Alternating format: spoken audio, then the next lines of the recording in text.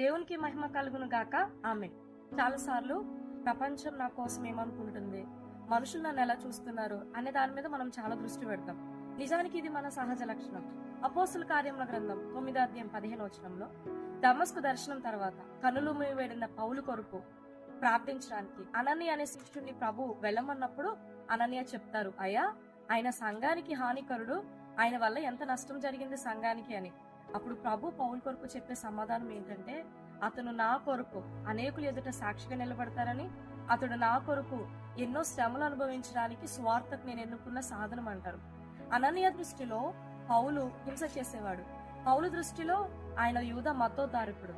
కానీ ప్రభు దృష్టిలో అతను ప్రభువుకు అలాగే అనేకులకు ప్రయోజనకరమైన సాధనం.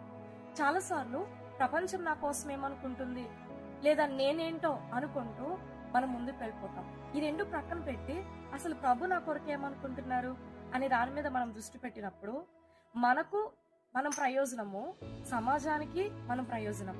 పౌలు ప్రభువుకు, సమాజానికి, తనకు, తన జాతికి ప్రయోజకుడయ్యాడు. అంధకారం నుండి అనేకులను సత్యం వైపు నడిపించారు. అందుకే ప్రపంచం నిన్నేమనుకుంటుంది అనే దానికన్నా ప్రభు నిన్ను ఎలా చూస్తున్నారు అనే దాని మీద దృష్టి పెడితే ప్రభు మన ద్వారా అద్భుతాలు జరిగిస్తారు.